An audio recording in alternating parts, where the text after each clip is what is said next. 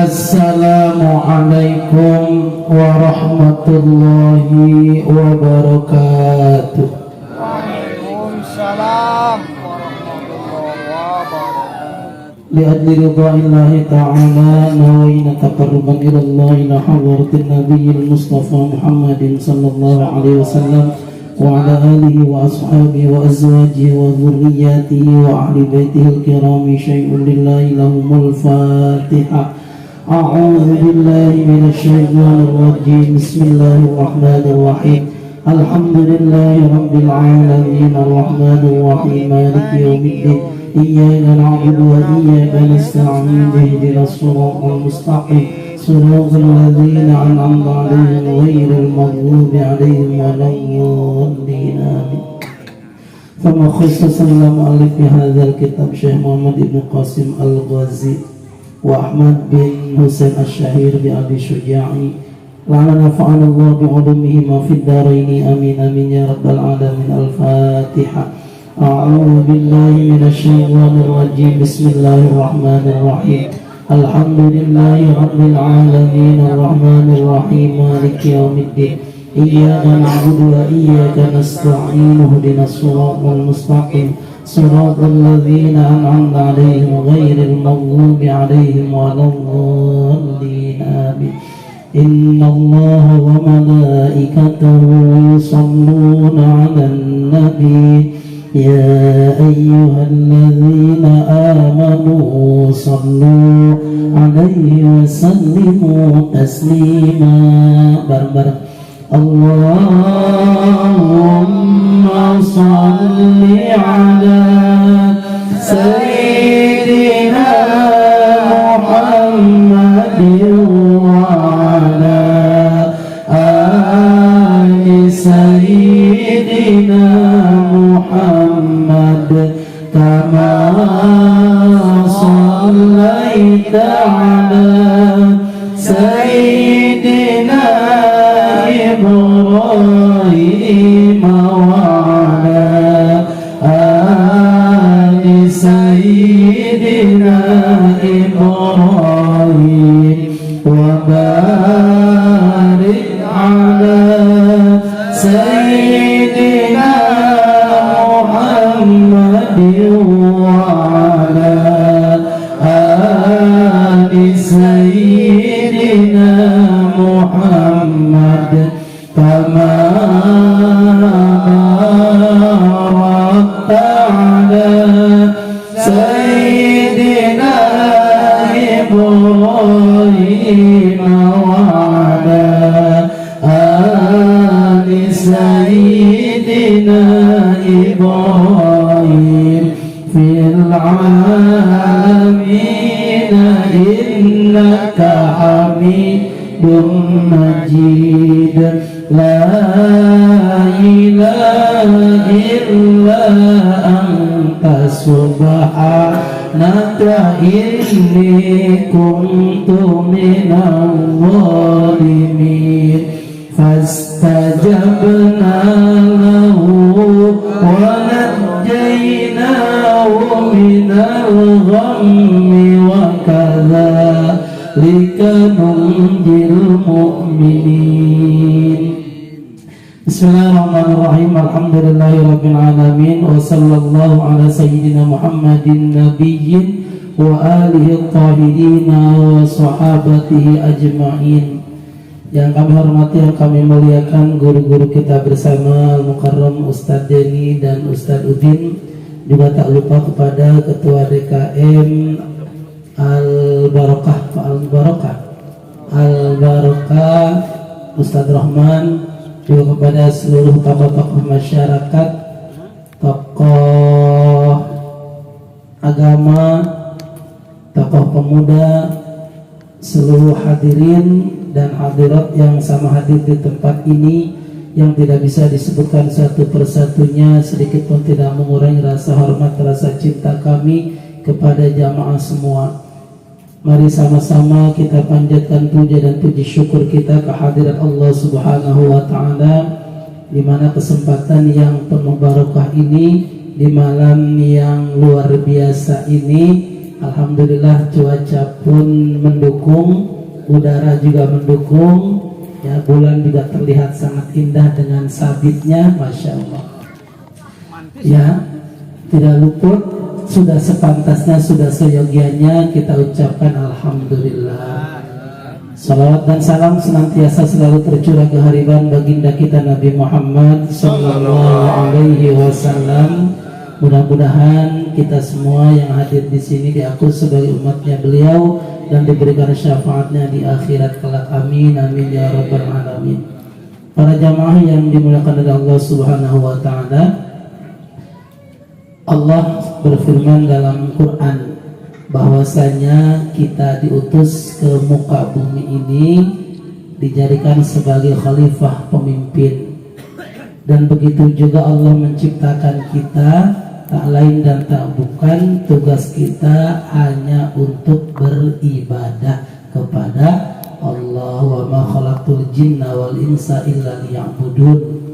Ibadah harus dibarengi dengan ilmu. Sebab ibadah tanpa ilmu itu mardudatun la tuqbalu. Ditolak ibadah kita kalau ibadah tanpa ilmu. Nah, ibadah yang wajib kepada kita diantaranya adalah sholat. Betul Pak?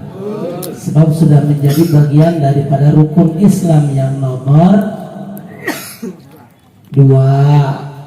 Sholat nomor 2, bukan nomor 1, nomor 2. Nomor 1 mah syahadat. Ya, kalau nomor 2 sholat, bukan maisal ya, bukan maisal. Sholat. Nah, dari rentetan pengajian kita, kesempatan ini kita akan berbicara tentang hal-hal yang membatalkan sholat. Karena tadi saya nanya ke Ustaz Udin itu, saya lupa sampai mana sih ngaji kita. Kata Ustaz Udin itu sampai niat katanya. Oh, kalau sampai niat berarti yang membatalkan sholat belum kita bahas, gitu. Faslun fi adadi mubtilati sholat. Ini fasal, ini bab, ini kajian menerangkan tentang jumlah yang membatalkan sholat. Waladhi yubtilu sholat ahada asyara syai'an. Yang membatalkan sholat ada 11 perkara, ada 11 macam. Ini dalam kitab Fathul Qorib ya, Fathul Qorib. Kalau di kitab Kasifatus Syajah, sarahnya Sapina itu ada 14. Ada di sini ada 11. Ingatin Pak, sebab kita mah ngaji dengar, nggak pernah nulis, ya. Ntar habis ngopi, habis makan pulang hilang.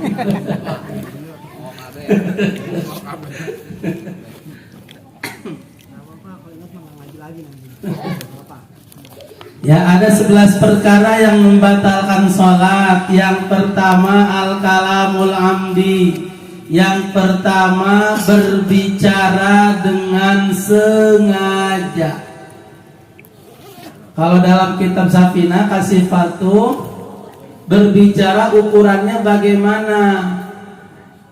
Walau harfan au harfaini mufhimin minha. Ngomongnya tuh, berbicara tuh sekalipun cuma 1 atau 2 huruf yang dapat dipahami itu membatalkan sholat. Mana contohnya lagi sholat? Allahu Akbar, Bismillahirrahmanirrahim, paket ya. Lagi sholat, paket ya, batal sholat kita. Padahal ya itu cuma 2 huruf, y sama a gitu. Tapi karena sengaja ya, sekalipun itu refleks lagi sholat, refleks paket ya, batal tetap sholatnya. Karena dihitung sengaja. Gitu. Nah, kalau di musola sholat berjamaah ini kadang-kadang ada yang main-main, terutama anak-anak biasanya. Mana batuk disengaja atau bersin disengaja batal. Di sampingnya ikut-ikutan sengaja batal itu. Sekalipun itu bukan ngomong, ya batuk yang disengaja itu termasuk ke sini, batal sholatnya. Karena ada faktor kesengajaan, bukan alami batuk, bukan disengaja. Tapi kalau alami batuk mah nggak batal, karena memang alami. Atau ada dahak yang nempel di tenggorokan. Tuh kalau Ustaz Denny tuh. Ada edohnya. Nah itu tuh nggak batal itu mah, karena memang bukan disengaja gitu, karena kondisi badan yang kurang sehat. Gitu ya. Jangankan kalimat 1 atau 2 huruf aja, kalau disengaja batal. Artinya sholat ini nggak main-main gitu. Nah bagaimana kalau memang urgent sifatnya, kayak tadi tuh paket, udah 3 kali paket, nggak ada jawaban. Padahal kita ada, bagaimana caranya? Atau keraskan bacaan sholat kita. Mana yang sedikit keraskan? Allahu Akbar gitu. Kalau tukang paketnya enggak, berarti lagi sholat. Nggak mungkin tiba-tiba Allahu Akbar, Allahu Akbar. Ya keluar lah kalau nggak sholat kan gitu. Kalau pas lagi sholat gitu, kan? Gitu. Itu nggak membatalkan kalau itu. Karena satu memang baca bagian daripada bacaan sholat, gitu kan. Yang kedua memang boleh dikeraskan kalau sifatnya urgent, gitu. Gitu ya. Berbicara dengan sengaja, hati-hati. Ini perlu disampaikan ketika di musola, anak-anak, kadang namanya anak-anak gitu kan. Kadang yang remaja juga ikut-ikutan. Itu batal sholatnya. Batal. Apalagi sampai ngomong, sampai bercanda, apalagi itu mah. 1, berbicara dengan sengaja. Yang kedua, wal amalul katsir, bergerak yang banyak, al mutawali, berturut-turut, kasalasi khutuwatin amdan, seperti 3 kali bergerak secara sengaja. Karena zalika au sahwan, atau lupa.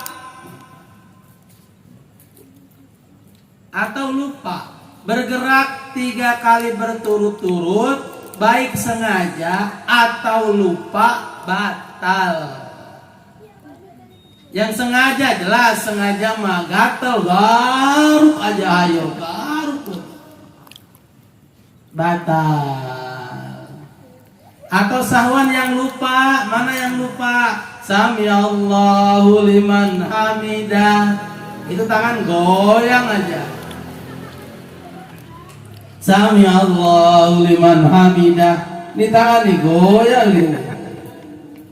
Nih ini kalau 3 kali berturut-turut batal. Mana ini 1 tangan kanan, belum tangan kiri.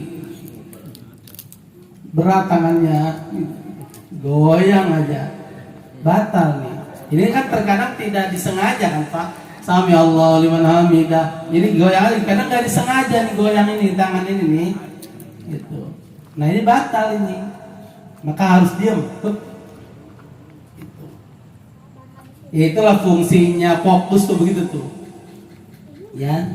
Jadi tidak ada gerakan dalam sholat yang kita lupakan kalau fokus. Kalau nggak fokus pasti ada yang lupa. Nah mau sengaja ataupun dalam keadaan lupa, kalau bergerak 3 kali berturut-turut batal. Amal-amalul qalil fala tubtilu sholat. Kalau pekerjaan gerakannya itu sedikit, nggak batal. Artinya kurang dari 3 kali, atau geraknya 3 kali atau lebih dari 3 kali, tapi nggak berurutan. Ada jeda, nah itu nggak batal. Gitu. Lagi sholat subuh banyak nyamuk, gigit sini, pok, diam. Udah. Ada lagi di sini, pok, diam. Udah. Ada lagi di jidat, pok, diam. Udah. Ada lagi di kaki, diinjak. Nah, itu mah belum mandi berarti. Banyak nyamuk nempel di badannya. Pokoknya kalau gerak 3 kali atau lebih dari 3 kali tapi nggak berurutan, nah itu boleh, nggak batal. Ya, kalau kayak tadi kayak gatal itu, hayu digaruk untuk kemana-mana, itu batal. Kecuali pakai anggota yang sedikit, yang ini nih, kayak jari nih, pak jari nih, digatal misalkan, teplokin tangan, garuk pakai jari aja nih gini. Nah itu nggak batal kalau jari mah. Tapi kalau sudah tangan, udah uyak-uyak, wow, itu udah batal. Itu. Ya. Makanya syarat sahnya sholat itu diantaranya bersih badan, pakaian, tempat dari najis. Ya. Artinya harus bersih semua supaya kita sholat itu khusyuk. Kalau gatal-gatal berarti kotor badannya. Sekalipun gak najis, tapi mengganggu. Kenapa itu? Penjara itu. 2. Yang ketiga, wal hudufi, lagi sholat berhadas, baik hadas kecil atau hadas besar, batal. Lagi sholat kentut, batal. Kan kentut tuh ada 4 macam, Pak. Kentut tuh ada 4 macam. 1, suaranya kenceng tapi nggak bau, batal. 2, nggak ada suara tapi bau, batal juga. Pertama punya saya, Ya. Lagi sholat tiba-tiba bau, oh berarti kentut. Nggak kerasa tapi bau, berarti itu kentut, batal. Kalau sholatnya sendiri, kalau berjamaah tanda tanya pasti ada yang kentut nih, gitu kan? Yang ketiga ada suaranya, bau juga ada, gitu. Jadi nggak semua kentut yang suaranya gede nggak bau, belum tentu, Pak. Kan terkadang kita suaranya gede emang nggak bau, belum tentu. Tergantung makannya juga. Gitu. Ada yang nggak suara juga nggak bau, ada juga gitu. Pokoknya kalau berhadas, artinya apapun yang keluar dari 2 jalan, baik lubang kencing atau lubang anus, apapun yang keluar dari 2 jalan itu, mau sedikit, mau banyak, mau cair, mau angin, mau padat, batal. Lagi sholat. Ya, pokoknya keluar dari 2 jalan itu batal. Nah, bagaimana kalau nggak keluar? Artinya di perut nih, perut sakit perut, kita tahan, bunyi perutnya, kruk kruk kruk kruk, gitu kan? Karena nahan, kan sering terjadi kan, Pak? Nah, kalau itu nggak batal, Pak, karena belum keluar dari tubuh. Sampai gemeteran gimana? Udah merinding itu, udah merinding. Panas ya? Mana-mana. Karena memang biasa subuh tuh ya, udah azan baru bangun buru-buru gitu kan, nggak sempet kencing, nggak sempet BAB, artinya nahan jadinya. Ya, nah kalau nahan, lihat situasi, artinya apa? Kalau dari awal dia sudah nahan, itu makruh. Kenapa makruh? Bisa mengganggu kehusuan sholat. Dari awal nih, kita udah nahan gitu tuh. Allah, rakaat pertama Allah udah nahan pengen kencing atau pengen BAB, itu makruh hukumnya. Nanti nggak husu, pasti nggak bakal husu, kan? Tapi kalau datang mules itu misalkan rakaat terakhir, nah itu harus ditahan. Bukan kewajiban, maksudnya 1 sebentar lagi selesai gitu kan. Ada kalau sengaja dibatalin balik lagi udah pasti itu mah males banget. Tapi kalau dari awal udah dibatalin aja dari awal mah, bersihin dulu, buang dulu gitu tuh. Baru sholat, tenang sholatnya. Gitu. Kalau dari awal makruh. Ya. Pokoknya yang keluar dari dua jalan itu batal lagi sholat. Hadas kecil atau hadas besar batal. Mau sedikit mau banyak tetap batal. Cuma anyang-anyangan doang, setetes terus setetes lagi atau tetap batal. Bukan masalah sedikit atau banyaknya, yang jadi masalah adalah keluarnya. Sebab kalau sudah keluar dari dua jalan itu otomatis jadi najis. Kentut nggak najis, ya nggak najis kan, tapi tetap batal. 3 ya. Yang keempat, wa hudutsun najasati allati la yufa'anha wala waqa 'ala thawbihi najasatun yabisatun fana fadhu thawbahu halan lam tabtul salatu. Terkena najis yang tidak dimaaf, sekalipun jatuhnya tuh kena baju, kalau najis yang nggak dimaaf batal. Kalau najis yang nggak dimaaf, mana najis nggak dimaaf? Lagi sholat gitu kan, ada burung kecrot aja, berak kena kita, batal. Ya najis yang nggak dimaaf. Kalau najisnya dimaaf tuh nggak batal. Lagi sholat ada tai cecek tapi udah kering, buru-buru dibuang, ditiup, hilang kan, udah kering. Tapi kalau masih baru, basah sekalipun ditiup dia terbang, tapi kan masih ada yang nempel di baju, pasti itu. Maka hati-hati. Ya itu tadi kan, bersih tempat, baru pakaian dari najis. Mana tempat sekira-kira ada cecek mah, usir dulu ceceknya. Biar lagi sholat nggak berak dia. Itu, ya. Yang tidak dimaafkan. Kalau dimaafkan, contoh mana lagi sholat ada nyamuk tepok mati, itu nggak najis itu mah. Keluar darahnya sedikit dimaaf, itu dimaaf. Kalau yang nggak dimaaf baru batal. Yang kelima kali ya, 5 ya. Wa kishaful aurati amdan fa in kasafaharihu fasatruha fil hali lam tabtul salatu. Kalau yang kelima, terbukanya aurat amdan secara sengaja. Udah tahu perokok bolong sampingnya, bolongnya tuh pas aurat, mana di paha atau di dengkul. Bolongnya juga bukan 1, ada 10 misalkan. Ya kan, kalau abu rokok bukan kecil kan, tapi kalau 10 bolong ya sama aja kelihatan auratnya gitu. Dia pakai sholat atau batal sholatnya karena terlihat aurat. Nah ini mah lagi sholat, tiba-tiba ada angin gede di musim hujan, terbang, keangkat sarungnya, kelihatan auratnya. Ya kalau buru-buru ditutup, nah itu nggak batal. Artinya buru-buru gitu, terbang, tutup, nah itu nggak batal. Jadi kalau udah terbang kelihatan auratnya, adem biarin aja, batal. Batal kalau itu sengaja, itu namanya. Ya. Atau lagi sholat pakai celana pendek, merosot sarungnya, batal itu jelas.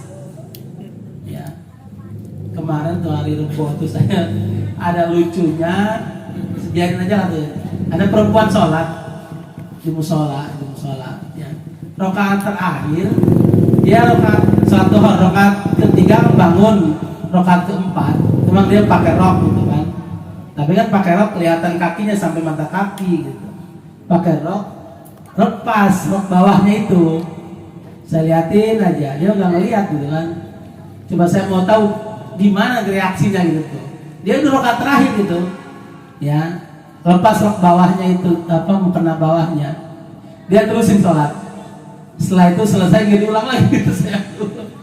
Padahal itu tempat ramai musola gitu, karena banyak orang yang lihat juga gitu. Ya batal kalau itu mah, karena kelihatan kakinya, kelihatan auratnya, batal. Ya berhubung mau ngulang males kali ya. Rakaat terakhir lagi. Nah itu jangan seperti itu. Kalau memang sekalipun rakaat terakhir sampingnya melorot, ya batal, kada kelihatan aurat. Ditutup buru-buru nggak bisa. Kenapa? Karena kalau kita tutup, otomatis gerakannya lebih dari 3 kali berturut-turut. Kalau ngambil kain yang sudah jatuh, kita pakai, kita ikat berapa kali gerakan, pasti batal. Ya udah batalin, tinggal sholat lagi. Nah itu godaan sholat seperti itu. Godaan sholat. Sama kayak wudhu, kadang habis sebelum wudhu mah nggak pengen kentut, habis wudhu kenapa pengen kentut? Gitu. Mau ngulang, perasaan males, padahal kena air itu kan seger ya. Tapi ada rasa males, air udahlah, bodoh, pakai sholat aja, sholatnya nggak khusyuk, kan nahan kentut. Jadi itu godaannya seperti itu memang Pak. Godaannya seperti itu. Yang berikutnya yang keenam, taghyirun niat, berubahnya niat. Kayan wal khuruj minas sholat. Contohnya seperti keluar dari sholat. Lagi sholat. Udah anak sholatnya capek. Nah, itu batal sholatnya udah. Kalau sholat belum selesai udah berubah niat. Gitu. Atau lagi berjamaah, lagi sholat berjamaah. Imamnya lama, keluarlah udah batal sholatnya. Alasannya karena lama, bukan karena bacaannya nggak benar. Kalau bacaannya nggak benar, baru boleh berubah niat dari jamaah ke sendiri boleh. Ya, kalau bacaan imamnya nggak benar. Tapi kalau imamnya karena lama itu nggak boleh. Gitu. Makanya jadi imam jangan lama-lama.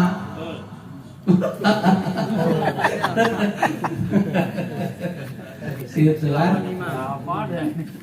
Iya, mengajar kita kan tidak amah hukum sholat. Kalau sudah seorang di antara kita ditunjuk jadi imam sholat, harus bisa mengkondisikan. Sebab jemaah itu di belakang tuh nggak semuanya sama. Ada anak-anak, ada remaja, ada setengah dewasa, ada yang dewasa, ada kakek-kakek gitu kan. Ada yang sehat, semua pengen cepet-cepet. ada yang batuk, ada yang pilek gitu kan, ada yang pengen kencing, ada yang ada urusan, ada orderan, jangan lama-lama kan gitu. Nah harus bisa mengkondisikan. Kemana-mana. Yang berikutnya istidbarul kiblati, kayan ala khalfal dhahri, membelakangi kiblat. Di kapal muter. Atau kalau itu malah urusan. Beda sholat di kapal, di pesawat terbang, kemudian di kereta, itu beda. Ya, nggak bisa harus ikutin arah kiblat, nggak bisa.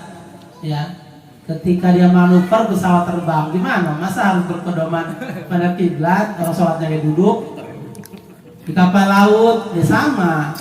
Ada ombak, goyang-goyang, berubah muter, ya nggak bisa. Mas kita yang harus muter tetap mempertahankan arah kiblat, nggak bisa itu mah. Itu, ya membelakangi kiblat biasa, sholat batal. Yang berikutnya al-aklu wasyurbu, makan dan minum. Kathiron kana al-makul wal masyub al qalilan. Ya. Mau sedikit mau banyak, kalau lagi sholat makan atau minum batal. Batal. Dalam kitab Kasifatus Sarah Safinah mah, yang membatalkan puasa, dia membatalkan sholat. Mana yang membatalkan puasa ada 9. Ya, ini contoh kecilnya aja. Ketika ada ludah, kalau lagi puasa itu kan, nelan ludah itu kan ada 3 hukum. Kalau ludahnya itu masih di mulut dan belum bercampur, itu tidak membatalkan puasa, ya kan? Kalau ludah itu sudah keluar, kemudian diminum lagi, batal. Ya kan kalau puasa makan enzim ludah tuh banyak ya. Ya sengaja dikumpulin gitu, diminum, batal. Sekalipun ludah sendiri batal. Karena sudah keluar dari mulut. Tapi kalau masih di mulut, ditelan, itu nggak batal. bau. Syaratnya tadi ludahnya Kalau ludah perut aja sendiri, udah bau banget. yang kedua ludahnya masih asli belum bercampur dengan zat yang lain, gitu. Ya. Sama dalam sholat pun sama. Tadi habis ngebaso mie ayam, ya kalau baso kan perempuan, bawa mie ayam, tuh kerasa pedesnya tuh, mantap. Sholat masih kerasa pedesnya, kecampur dengan air ludah, ketelan, ini masih pedes nih, batal sholatnya. Karena ludahnya itu masih sudah tercampur dengan zat yang lain, bukan ludah asli gitu. Ada rasanya. Kalau sudah ada rasanya berarti udah campur, batal. Puasanya batal, sholat pun sama. Ya, makanya mau makan sedikit, mau makan banyak, batal. Kalau puasa makan dalam keadaan lupa itu nggak batal. Kalau sholat makan lupa, batal. Kalau sholat nggak. Gitu. Nah, kalau lagi puasa, kalau lupa makan jangan lagi pas sholat. Ya, makan ataupun minum mau sedikit mau banyak batal.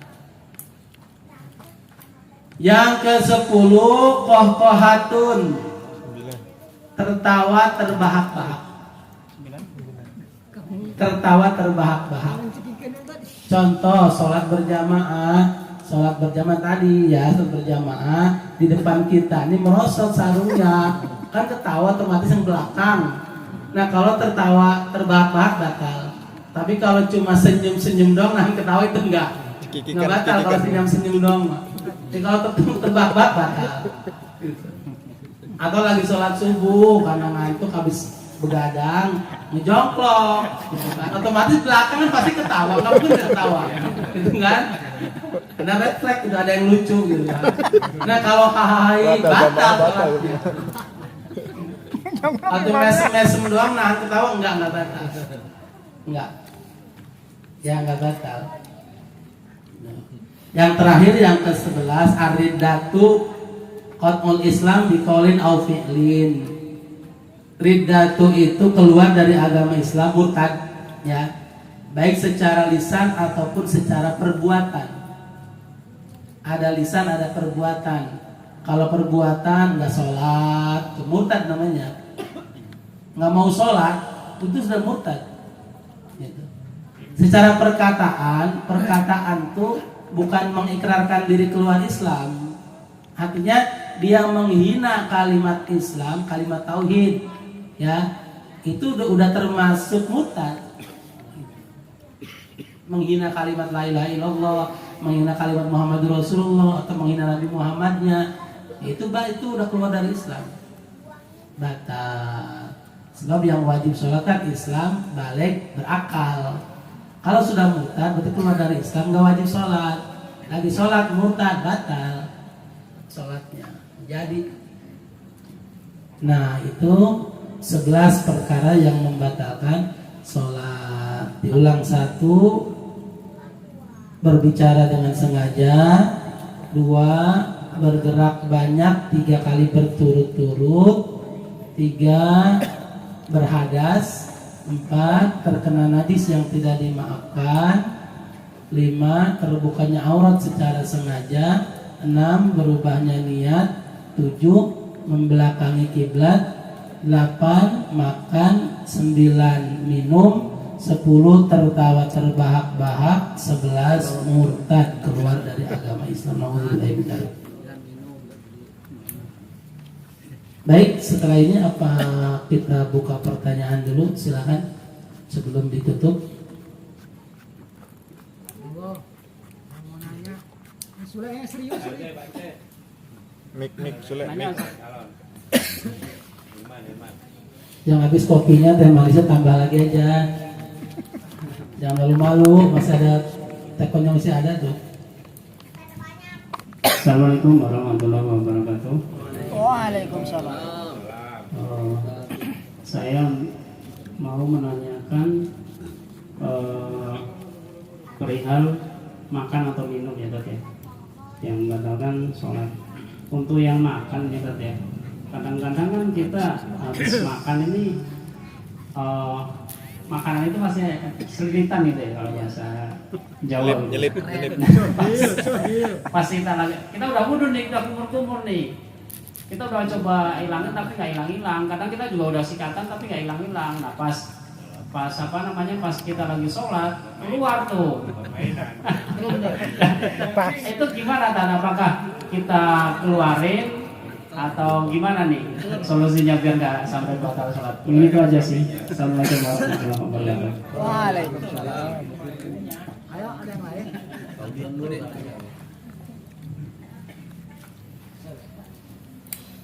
Assalamualaikum warahmatullahi wabarakatuh. Waalaikumsalam. Mau nanya juga ini tadi. Ini mah pengalaman kan? Curhat nih. Kalau saya tuh ini ya tadi. Pas sholat tuh di ujung lidah ada rambut. Suka ada kayak gitu tuh. Pas belum sholat mah nggak terasa. Pas udah sholat ada rambut di ujung lidah.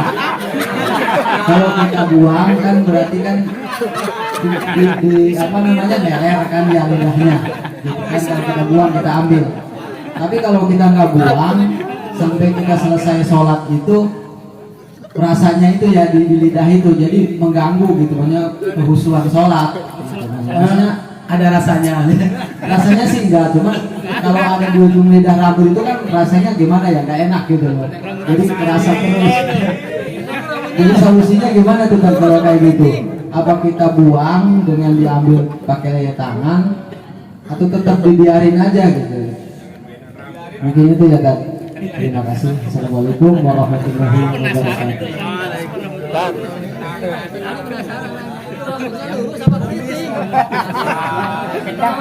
Sama penting itu Mas.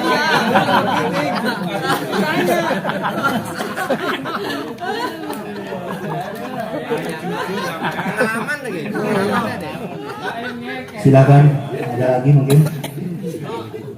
Atau mungkin mau di luar tema? Silakan dibuka untuk di luar tema. Rambutnya panjang atau pendek?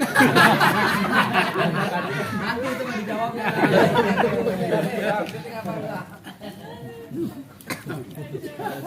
Baik, kita jawab dulu ya. Barangkali mungkin Bapak belum kepikiran gitu mau nanya apa gitu. Barangkali dengan waktu yang kita lewatkan dengan pertanyaan dengan jawaban yang kita jawab, mungkin baru ada timbul pertanyaan. Nah, yang pertama ketika ada makanan yang nyempil di gigi, gitu kan?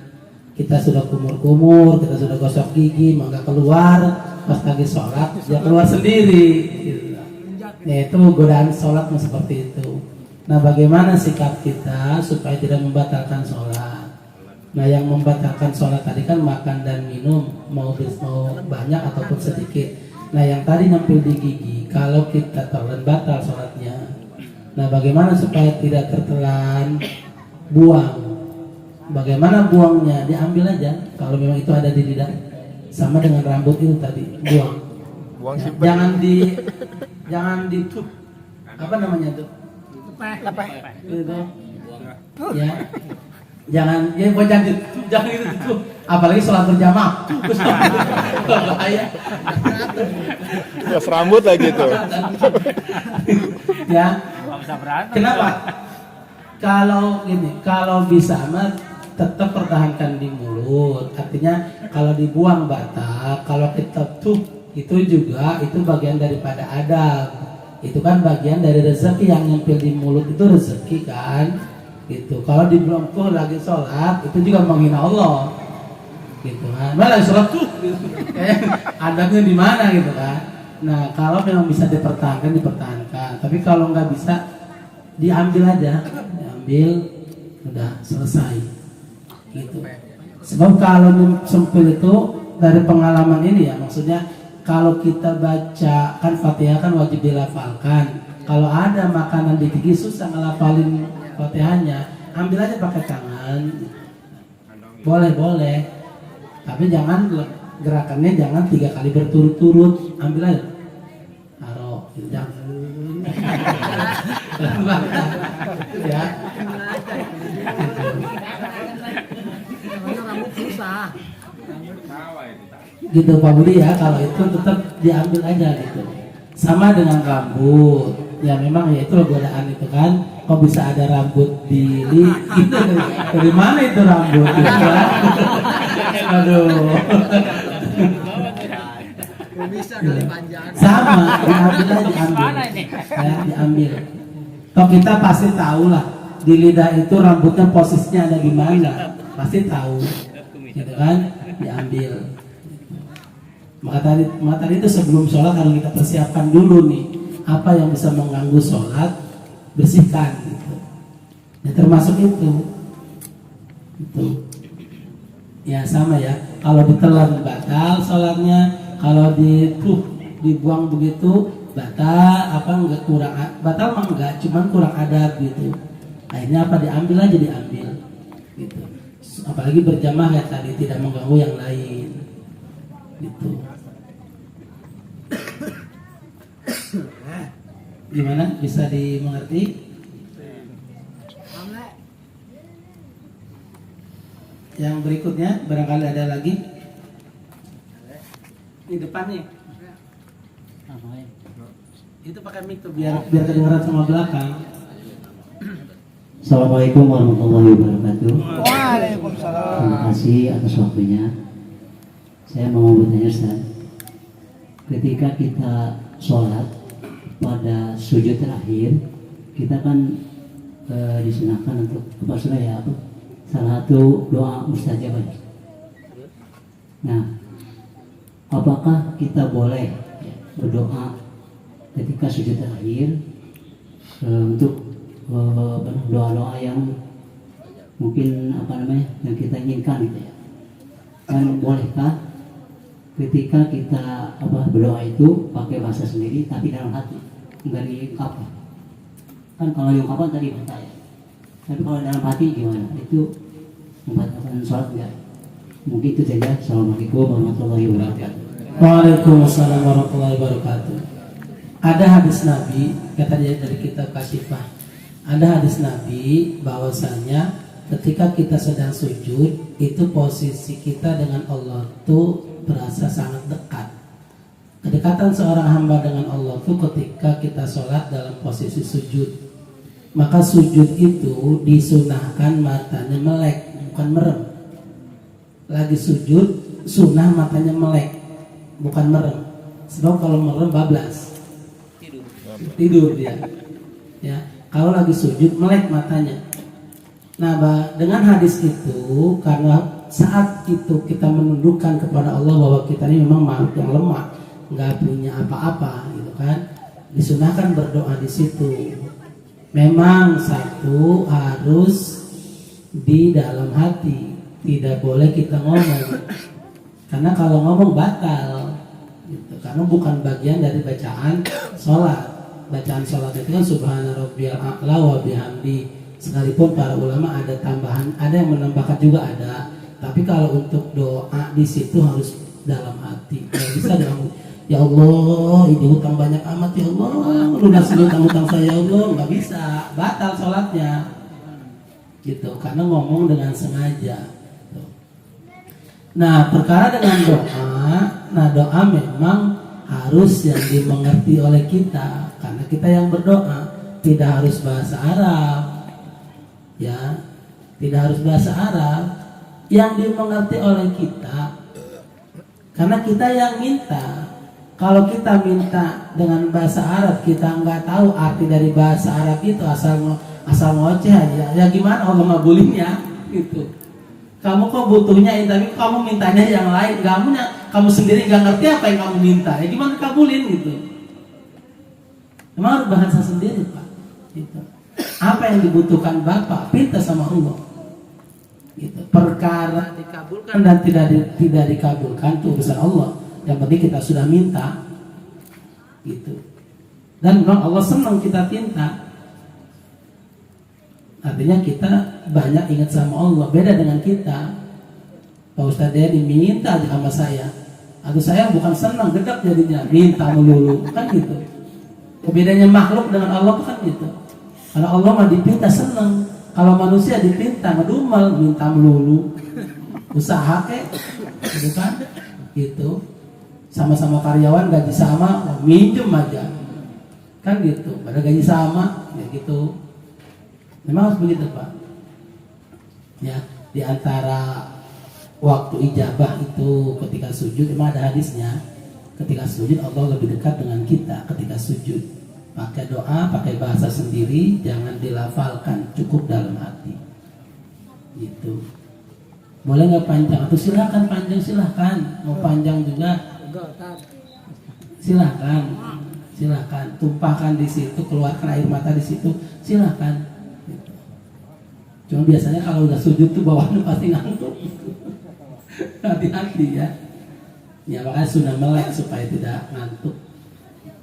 Begitu.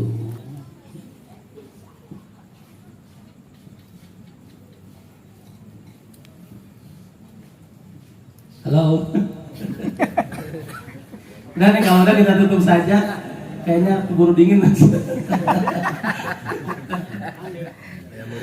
Nah ini pertemuan, insya Allah pertemuan terakhir di tahun ini, karena kan per 2 minggu sekali kan. Ini sudah tanggal 7 gitu. Jadi sebagaimanapun saya sebagai manusia biasa dalam pengajian sudah barangkali, ataupun namanya manusia pasti ada salah dan dosa, barangkali kurang dalam menerangkan, barangkali ketika ngaji ada hal-hal yang menyinggung perasaan bapak-bapak atau jamaah sekalian. Saya mohon dibukakan pintu maaf yang sebesar-besarnya ya. Terima kasih atas segalanya ya. Mudah-mudahan sih tahun depan ketemu lagi gitu. Tergantung Pak Ustadznya ini ya.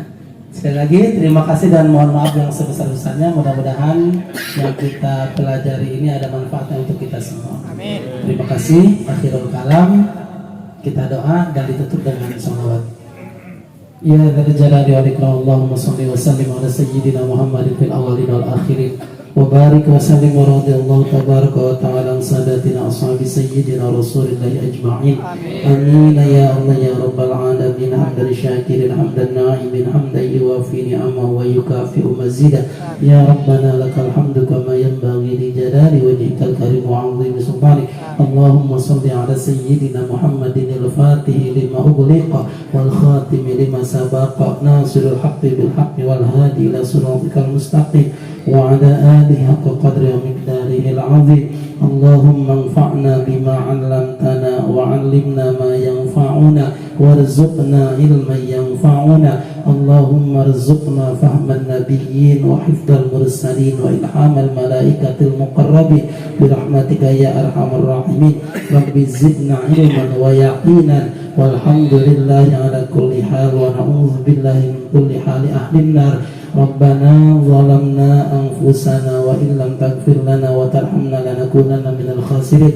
اللهم اهدنا الصراط المستقيم صراط الذين أنعمت عليهم من النبيين والصديقين والشهداء والصالحين وحسن أولئك رفيقا. ذلك الفضل من الله وكفى بالله عليما. ربنا هب لنا من أزواجنا وذرياتنا قرة أعين واجعلنا للمتقين إماما. اللهم إنا نسألك حسن الخاتمة ونعوذ بك من شر العاقبة وسوء الخاتمة. اللهم حصل مقاصدنا وبلغ مرادنا بالخير في الدين والدنيا والآخرة. ربنا تقبل منا إنك أنت السميع العليم وتب علينا إنك أنت التواب الرحيم. ربنا آتنا في الدنيا حسنة وفي الآخرة حسنة وقنا عذاب النار. وصل وسلم على جميع الأنبياء والمرسلين والحمد لله رب العالمين. على الكافي صلاة الله على الشافي سلام الله بمحيي الدين خلصنا من البلوى يا الله. عباد الله رجال الله أغيثونا لأجل الله وكونوا عوننا لله. عسانا بفضل الله ويا أقطاب ويا أمجد ويا سادات ويا آباب وأنتم يا أولي الألباب تعالوا وانصروا لله سألناكم وللزلفى رجوناكم وفي أمر قصدناكم فشدوا عزمكم لله فيا ربي بسادتي تحقق لي إشاراتي عسى تأتي بشاراتي ويصفو وقتنا لله بكشف الحجب عن عيني ورفع البين من بيني وطمس الكيف والعين بنور الوجه يا الله صلاة الله مولانا على من بالهدى جانا ومن بالحق أولانا شفيع الخلق عند الله دعواهم فيها سبحانك اللهم وتحياتهم فيها سلام وآخر دعواهم أن الحمد لله رب العالمين والله موافق لأقوام الطريق ثم السلام عليكم ورحمة الله وبركاته.